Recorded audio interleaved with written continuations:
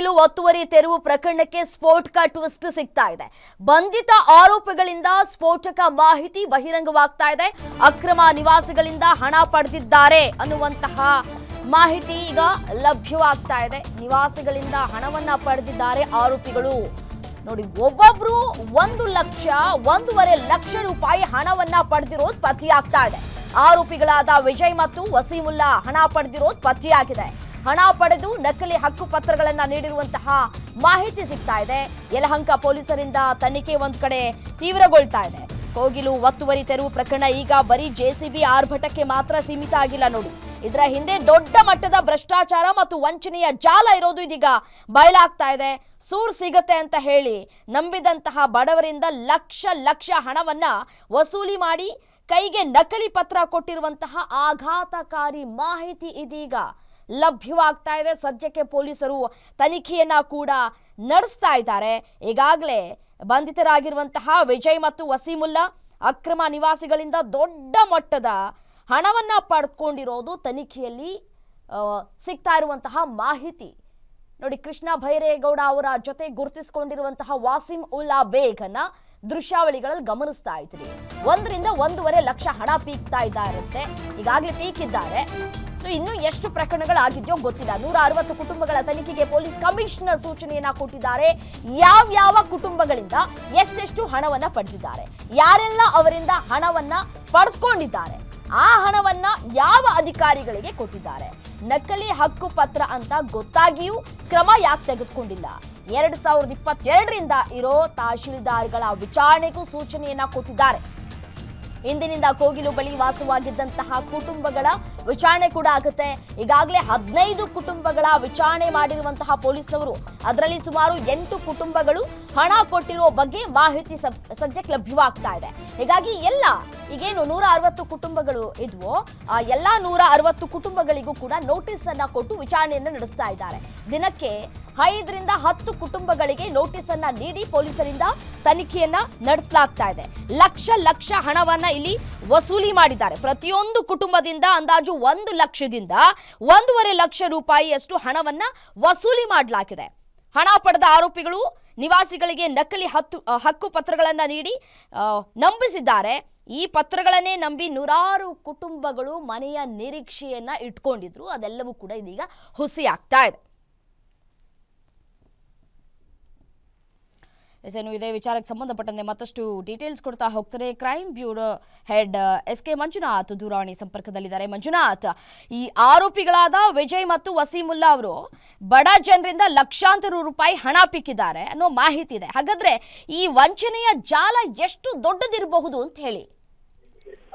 ಖಂಡಿತ ರಮ್ಯ, ಏನು ಕೋಗಿಲು ಬಡಾವಣೆಗೆ ಸಂಬಂಧಪಟ್ಟಂಗೆ ಅಲ್ಲಿದ್ದಂತಹ ಫಕೀರ್ ಲೇಔಟ್ ನಲ್ಲಿ ಅಕ್ರಮವಾಗಿ ಮನೆಗಳ ನಿರ್ಮಾಣ ಆಗಿತ್ತು. ಅದಕ್ಕೆ ಸಂಬಂಧಪಟ್ಟಂತೆ ಯಲಹಂಕ ಪೊಲೀಸ್ ಠಾಣೆಯಲ್ಲಿ ಒಂದು ದೂರು ದಾಖಲಾಗಿತ್ತು. ಆ ದೂರಿನ ಆಧಾರದ ಮೇಲೆ ತನಿಖೆಯನ್ನ ಕೈಗೊಂಡಂತ ಸಂದರ್ಭದಲ್ಲಿ ಅಲ್ಲಿ ಪ್ರತಿಯೊಬ್ಬ ಏನು ಇವತ್ತು ನಿರಾಶ್ರಿತರು ಅಂತ ಹೇಳ್ಕೊಂಡಿರ್ತಾರೆ ಅವರು ಅಲ್ಲಿ ಮನೆಗಳನ್ನ ಕಟ್ಕೊಳ್ಳೋದಕ್ಕೆ ಅಲ್ಲಿನ ಸ್ಥಳೀಯ ನಾಯಕರಿಗೆ ಲಕ್ಷಾಂತರ ರೂಪಾಯಿ ಹಣವನ್ನ ಕೊಟ್ಟಿದ್ದಾರೆ ಅಂತಕ್ಕಂಥ ತನಿಖೆ ವೇಳೆ ಬೆಳಕಿಗೆ ಬಂದಿದೆ.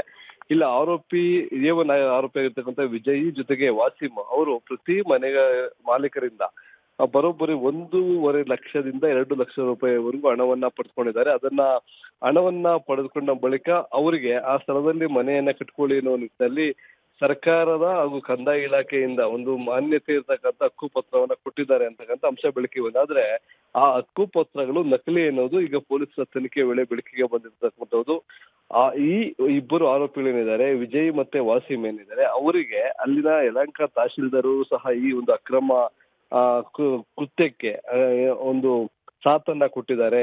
ಆರೋಪಿಗಳು ನಕಲಿ ಹಕ್ಕುಪತ್ರಗಳನ್ನ ಏನ್ ತೆಗೆದುಕೊಂಡ್ಬಂದಿದ್ರು ಅದನ್ನ ದೃಢೀಕರಣ ಮಾಡಿ ಸಹಿಯನ್ನ ಸಹ ಹಾಕಿದ್ದಾರೆ. ಅದು ನಕಲಿ ಅನ್ನೋದು ಅವ್ರಿಗೆ ಗೊತ್ತಿದ್ರು ಸಹ ಈ ಒಂದು ಅಕ್ರಮ ದಂಧೆಗೆ ಅವರು ಅವಕಾಶವನ್ನ ಮಾಡಿಕೊಟ್ಟಿದ್ದಾರೆ. ಆರೋಪಿಗಳಿಗೆ ಒಂದು ಸಾಥನ್ನ ಕೊಟ್ಟಿದ್ದಾರೆ ಅಂತಕ್ಕಂಥದ್ದು. ಹೀಗಾಗಿ 2022ರಿಂದ 2025ರವರೆಗೆ ಯಲಹಂಕ ತಹಶೀಲ್ದಾರ್ ಕಚೇರಿಯಲ್ಲಿ ಯಾರೆಲ್ಲ ತಹಶೀಲ್ದಾರ್ ಆಗಿ ಕೆಲಸವನ್ನ ಮಾಡಿದ್ರು ಅವ್ರಿಗೂ ಸಹ ನೋಟಿಸ್ ಅನ್ನ ಕೊಟ್ಟು ವಿಚಾರಣೆಗೆ ಕರೆಯೋದಕ್ಕೆ ಈಗ ಪೊಲೀಸರು ಸಿದ್ಧತೆಯನ್ನು ನಡೆಸ್ತಾ ಇದ್ದಾರೆ. ಉಳಿದಂತೆ 160 ಕುಟುಂಬಗಳು ಏನು ಇವತ್ತು ನಿರಾಶ್ರಿತರು ಅಂತಕ್ಕಂಥ ಒಂದು ಘೋಷಣೆಯನ್ನ ಮಾಡ್ಕೊಂಡಿದ್ರು, ಅವರಲ್ಲಿ ಪ್ರತಿನಿತ್ಯ 10 ಜನಕ್ಕೆ ಒಂದು ನೋಟಿಸ್ ಅನ್ನ ಕೊಟ್ಟು ಅವರು ಯಾರ್ಯಾರಿಗೆ ಹಣವನ್ನ ಕೊಟ್ಟಿದ್ದಾರೆ, ಯಾವ ಅಧಿಕಾರಿಗಳಿಗೆ ಕೊಟ್ಟಿದ್ದಾರೆ, ಅದು ಹಣವನ್ನ ಪಡೆದ ಬಳಿಕ ಆ ಅಧಿಕಾರಿಗಳಿಂದ ಇವರು ಯಾವ ರೀತಿಯಾದಂತ ಉಪಯೋಗವನ್ನ ಪಡೆದುಕೊಂಡಿದ್ದಾರೆ, ಇವೆಲ್ಲ ಸಂಬಂಧಪಟ್ಟ ಹಾಗೆ ತನಿಖೆಯನ್ನ ನಡೆಸಿ ವರದಿಯನ್ನ ಕೊಡೋದಕ್ಕೆ ಕಮಿಷನರ್ ಅಂತ ಸೀಮಂತ್ ಕುಮಾರ್ ಸಿಂಗ್ ಅವರು ಈಗ ಯಲಹಂಕ ಉಪವಿಭಾಗದ ಎಸಿ ಬರದೆ ಇಷ್ಟೊಂದು ದೊಡ್ಡ ಮಟ್ಟದ ಹಣದ ವಹಿವಾಟು ಮತ್ತೆ ನಕಲಿ ಪತ್ರಗಳ ಹಂಚಿಕೆ ನಡೆಸೋದಕ್ಕೆ ಸಾಧ್ಯನಾ ಅನ್ನೋ ಪ್ರಶ್ನೆ.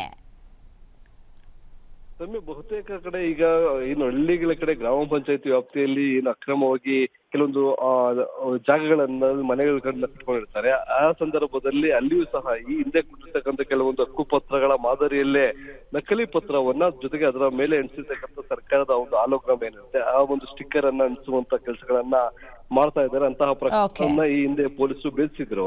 ಇಲ್ಲೂ ಅದೇ ರೀತಿಯಾಗಿ ನಕಲಿ ಹಕ್ಕುಪತ್ರಗಳು ಅಂದ್ರೆ ಮೊದಲು ವಿತರಣೆ ಮಾಡಿರ್ತಕ್ಕಂಥ ಹಕ್ಕುಪತ್ರಗಳನ್ನ ಸೇಮ್ ಆಗಿರ್ತಕ್ಕಂಥದನ್ನ ಒಂದು ಕಲರ್ ಜೆರಾಕ್ಸ್ ಆಗಿರ್ಬೋದು ಅಥವಾ ಪ್ರಿಂಟಿಂಗ್ ಮಾಡಿಸಿ ಅದ್ರ ಮೇಲೆ ಈ ಆಲೋಗ್ರಾಮ್ಗಳನ್ನ ಅಂಟಿಸುವ ಮುಖಾಂತರ ಈ ಒಂದು ಕೃತ್ಯವನ್ನ ಎಸಗಿರ್ತಾರೆ.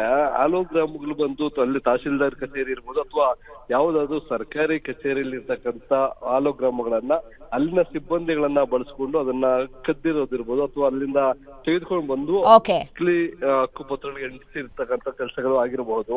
ಇದಕ್ಕೆ ಸಂಬಂಧಪಟ್ಟದ್ದು ಈಗ ಕೂಲಂಕುಷವಾಗಿ ತನಿಖೆಯನ್ನ ನಡೆಸಬೇಕು ಅಂತಕ್ಕಂಥ ಒಂದು ಸೂಚನೆಯನ್ನ ಕಮಿಷನರ್ ಅವರು ಕೊಟ್ಟಿದ್ದಾರೆ.